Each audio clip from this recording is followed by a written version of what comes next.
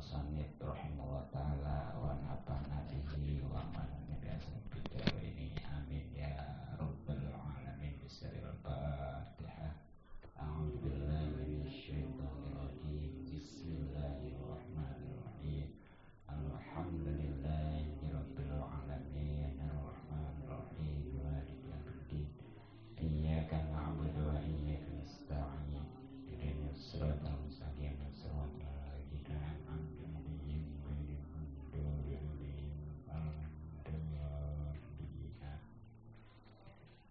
Bismillahirrahmanirrahim. Wa ammad darajatu, dan adapun yang menjadi derajat fa ifsya'us salami, maka yaitu menebarkan salam. Hadirin rahimakumullah,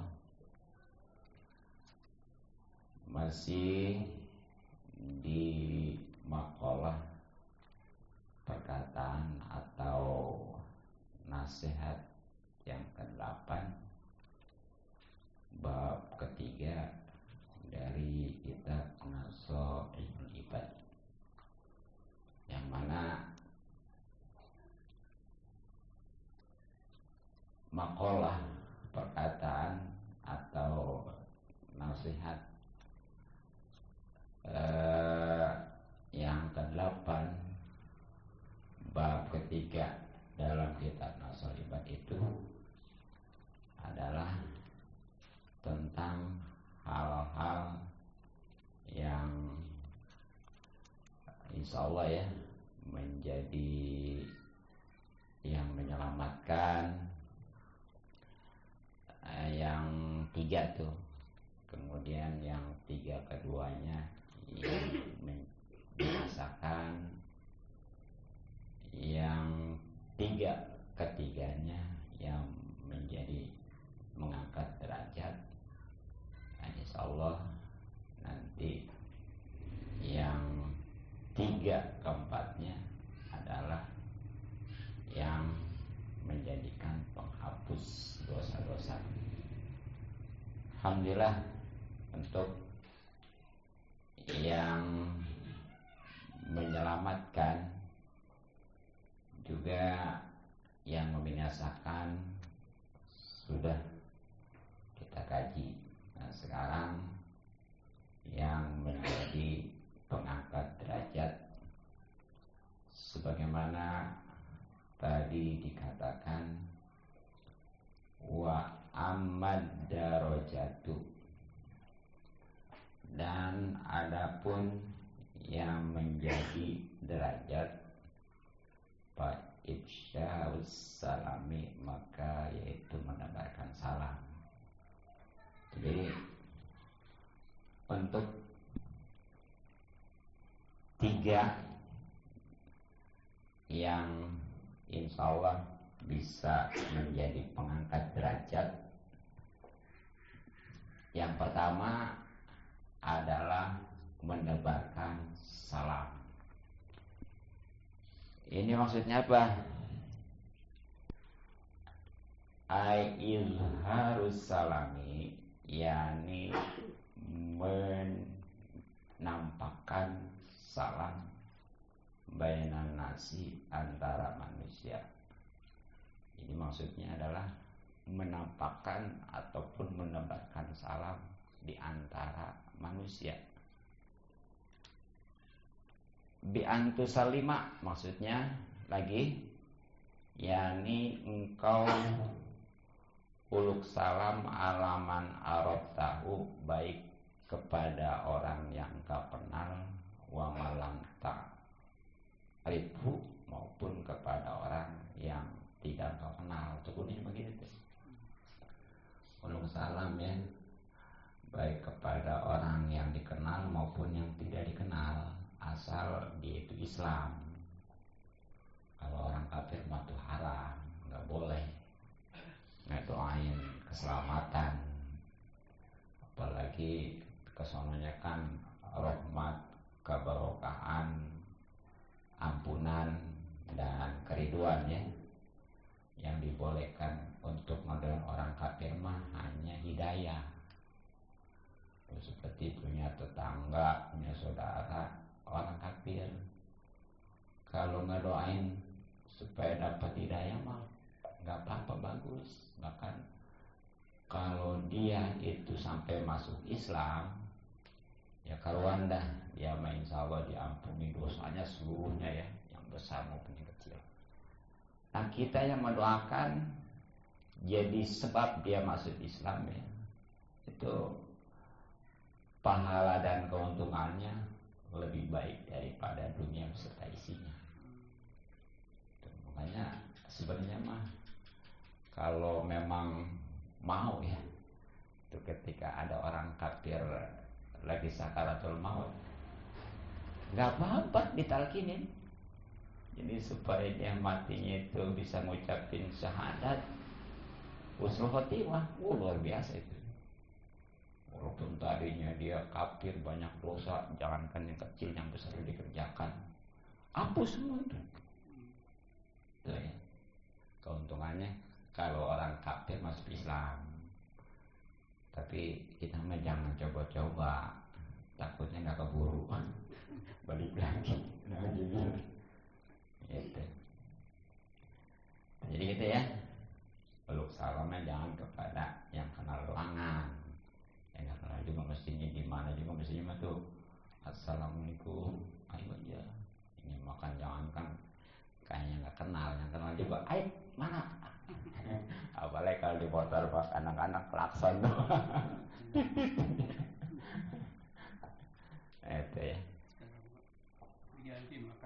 Klakson. Nah berkenaan dengan ini ya, ada sabda baginda Nabi Sallallahu Alaihi Wasallam, la tadkhulunal jannata hatta tu'minu wa la tu'minu hatta tahabu wala awla adulukum ala sayin idza fa'altumu tahabatum afsyus salama bainakum. Ini hadis riwayat Imam Muslim sahih ya. Terjemahannya, tidak akan masuk surga hingga kalian beriman. Jelaslah syarat masuk Islam itu masuk surga itu kudu beriman. Makanya kalau orang yang beriman mah walaupun sedikit ya, walaupun sementara dia masuk neraka, tetap finishnya mah ke surga. Kalau nggak ada iman sama sekali, naudzubillah. Makanya di neraka mah itu kebagi dua, ada yang permanen selama-lamanya itu yang nggak ada iman sama sekali, ada yang dikeluarin ya masuk surga nantinya ya. Tapi jangan coba-coba ya, sebab sekurang-kurangnya siksaan di neraka itu orang yang dipakai sendal itu kan, yang pakai sendal kan kaki ya, kaki yang pakai, kepala yang ngegolak, atau sendalnya dari api neraka.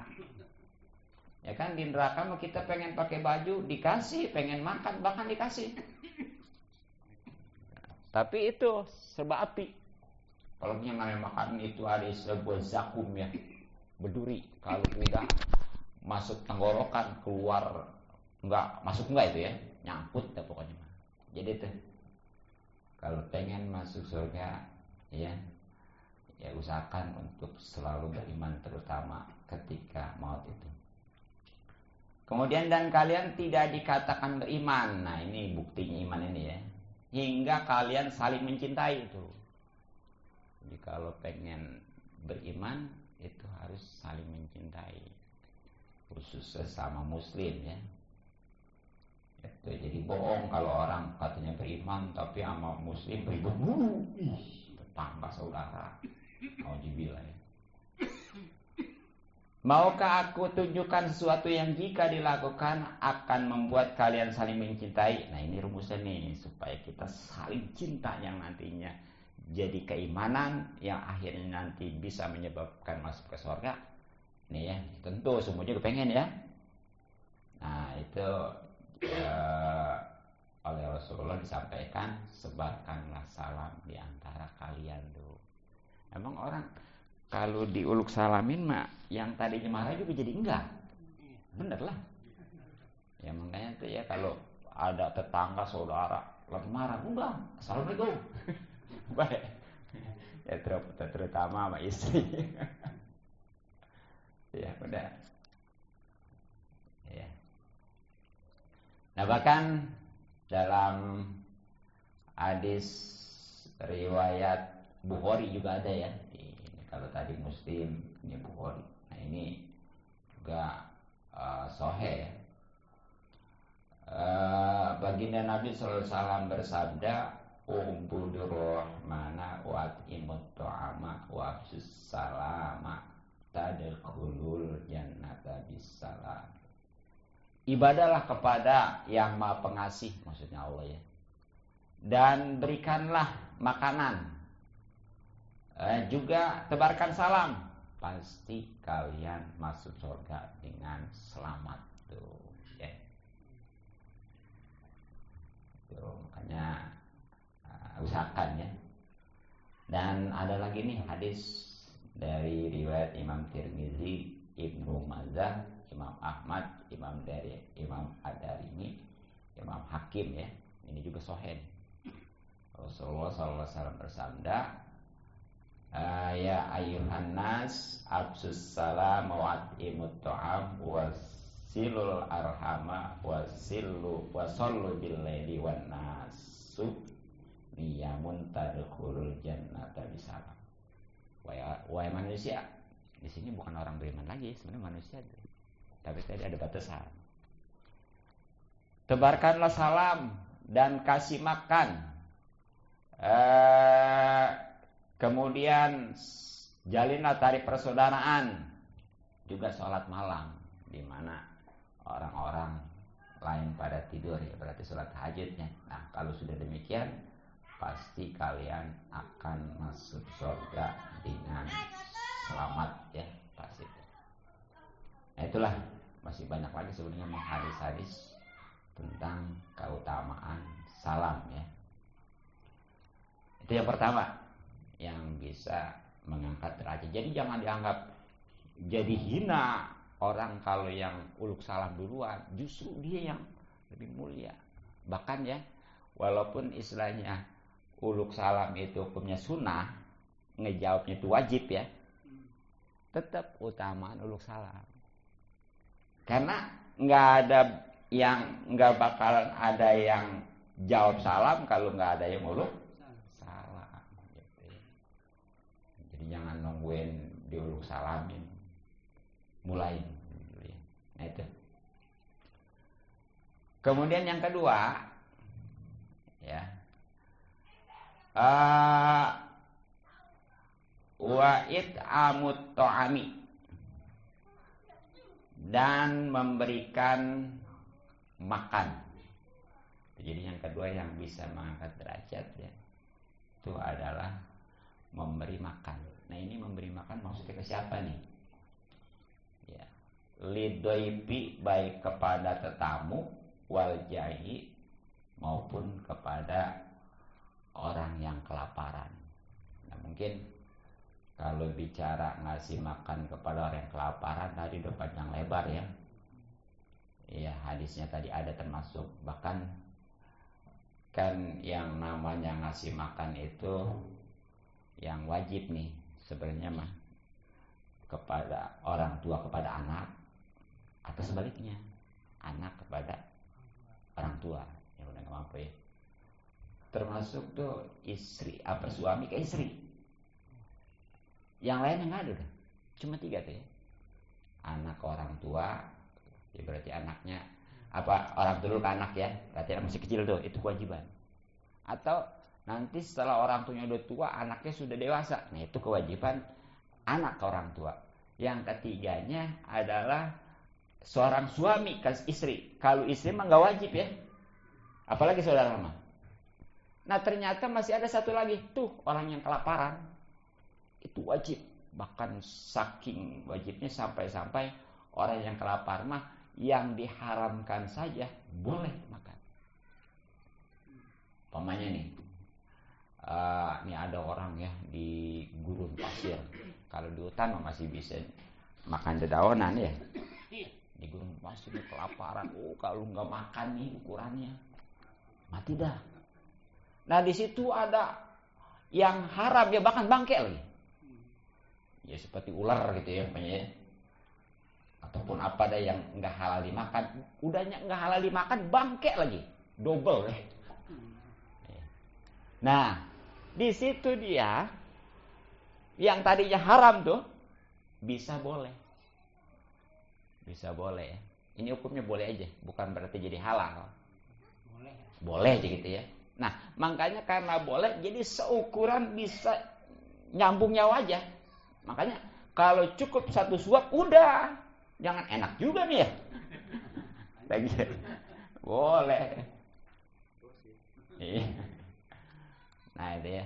Nah khususnya ini memberi makan tamu ya. Nah di dalam hadis Rasulullah SAW bersabda ya, ini nih. Ini ada di kitab Durratun Nasin ya kalau nggak salah ya. Jadi ad-dhaifu, seorang tamu ila dakhala, itu ketika masuk baital mu'mini, pada rumah orang yang beriman. Dakhalat, maka masuk, mahu besertanya, beserta tamu maksudnya, alfu barakatin, 1000 berkah, wal rahmatin, dan 1000 rahmat atau kasih sayang, wa yaktubu, dan menulis Allah Ta'ala li sahibul mansili, untuk yang mempunyai rumah, bikulil lukomatin, dengan sebab setiap satu suap, yakuluha, yang memakan satu suap itu, ada ibu tamu, hajatan, haji, umrotan, dan umroh. Tuh. Jadi tamu nih kalau datang ke rumah kita nih ya, udah jelas itu mah masuknya bawa 1000 keberkahan ya, kemudian juga ngebawa 1000 rahmat. Nah ternyata tuh kalau kita suguhin makanan ya, makanan dimakan sama dia, setiap satu suap itu dicatat pahala haji dan umroh. Dan makanya kalau Nabi Ibrahim alaihissalam sampai mil-mil ya, sengaja nyariin teman makan. Kita mau boro-boro aja ya, malah disebut. Jadi ya kalau ada tetamu ya, kalau emang ada mah usahakan tuh, sebab setiap makanan yang dimakan satu suap itu jadi pahala haji dan umroh. Luar biasa ya. Gitu. Ya bahkan nih ya, dalam hadis yang lain, ila dakhala, ketika masuk itu tamu ala kaumin, pada suatu kaum, dakhala, maka masuklah ya, hakikatnya tuh birizki, dengan rizkinya. Jadi sebenarnya mah tetamu itu datang bukan ngambil rizki kita, emang udah ada, udah disiapin oleh Allah ya. Jadi enak kan, rizki udah disiapin Allah untuk tamu. Nah kemudian kita kasih ke tamu tuh tadi ya, setiap satu suapnya dibalas pahala haji dan umroh, keruan dah yang 1000 rahmat dan keberkahan. Nah ternyata nih, wa idza kharaja, dan ketika ia keluar tamu, kharaja, maka keluarlah tamu itu bimagfirati dzunubihim, dengan membawa dosa-dosa tuan rumah itu. Makanya zaman dulu apa bahasanya, kalau tamu itu pulangnya, no bawa dosa-dosa saya, buang di mana, kayak gitu kan dulu mah ya. Benar. Kan dulu mah. Sekarang makanya kalau ada tamu, apalagi bangsa hikmah ya, itu identiknya, kalau bawa duit gue layanin, kalau kagak dah. Ya, kalau ahli hikmah biasa identiknya, wah ini mah tamu ada duitnya, jangan ya, gitu, hati-hati. Nah, jadi tuh. Kemudian nih bahkan ya secara khusus nih tadi karena juga mesti ngasih makan orang yang kelaparan ya, dalam sebuah hadis riwayat Imam Tabrani nih, Rasulullah bersabda, yang terjemahan langsung aja lah, barang siapa yang memberi makan kepada seorang mukmin hingga membuatnya kenyang dari rasa lapar, itu tadinya tuh kelaparan, dikasih makan sampai kenyang, maka Allah memasukkan ke dalam salah satu pintu surga yang tidak dimasuki oleh orang lain. Spesialis tuh, VIP ya. Nggak bisa dimasukin umpamanya oleh ustadz, kiai ya, nggak bisa. Itu istimewa buat orang yang memang ngasih makan orang yang kelaparan sampai kenyang ya. Nah makanya dalam hadis Imam Bukhari ada kan, api neraka merasa takut walaupun dengan sebiji kurma yang kalian berikan kepada orang yang kelaparan tuh. Jadi jangan anggap ini masih sedikit, malu, jangan. Kalau orang kelaparan mah walaupun sedikit sangat berharga, gitu ya. Jadi jangan secara logika gitu. Nah kemudian itu yang kedua ya, memberi makan baik kepada tamu maupun orang yang kelaparan. Nah kemudian yang ketiga, wassolatu, dan sholat bilaili, di malam hari, wan nasu, sedangkan manusia niyamun, itu dalam keadaan tidur, ayat tahajud, yakni sholat tahajud bijo bilaili, di tengah malam, halagoblatin nasi, ketika lalainya manusia fil lazzatin naum, dalam kenikmatan tidur. Jadi yang ketiganya nih ya, yang bisa mengangkat derajat, yaitu sholat malam, yang mana manusia pada tidur dia sholat. Ya maksudnya sholat tahajud gitu ya. Itu sholat tahajud. Jadi tentu kan orang-orang pada tidur, dia bangun. Emang sholat tahajud masyarakat kudu tidur dulu. Walaupun umpamanya enggak jam 2, enggak jam 3, asal udah tidur habis sholat isya sebentaran, bangun jam 10 boleh tahajud. Beda dengan sholat malam. Kalau sholat malam mah enggak tidur juga jadi. Kayak makanya itu sholat tarawih ya di bulan Ramadan, itu disebutnya qiyamul lail, sholat malam. Tapi kalau tahajud mah sekali lagi harus tidur dulu. Asal udah dianggap malam. Jadi malam itu ukurannya habis sholat isya. Habis sholat isya dia tidur dapat setengah jam, bangun, udah sholat tahajud jadi. Nah kenapa nih ya sholat tahajud ini ya termasuk juga yang bisa mengangkat derajat baik di dunia lebih-lebih di akhirat. Ini populer ya di dalam surat Al-Isra ayat 79. Ya kalau nggak percaya, penasaran, tulis, ntar cariin, buka Qurannya, jangan sampai buluk tuh. Jadi surat Al-Isra itu surat ke-17 ya, surat ke-17 ayatnya 79. Nah di mana Allah Subhanahu Wa Taala berfirman, wa minal laili fatahajjad bihi nafilatan lak, asa ayyab'atsaka rabbuka maqaman mahmuda. Terjemahannya, dan pada sebagian malam lakukanlah sholat tahajud. Ya tentunya sebagai suatu ibadah, pasti ibadah tambahan ya, sunnah berarti hukumnya, nafilatul itu sunnah tambahan. Nah keuntungannya insya Allah, semoga Tuhanmu mengangkatmu ke tempat yang terpuji, baik di dunia, lebih-lebih nanti di akhirat gitu ya. Kalau orang yang sholat tahajud mah beda dah pokoknya. Nah makanya ya di dalam sebuah hadis Rasulullah SAW bersabda, alaikum, tetaplah di qiyamil lail, untuk sholat malam. Painahu, maksudnya tahajud di sini. Painahu, maka sungguhnya qiyamul lail da'abu sholihin, itu adalah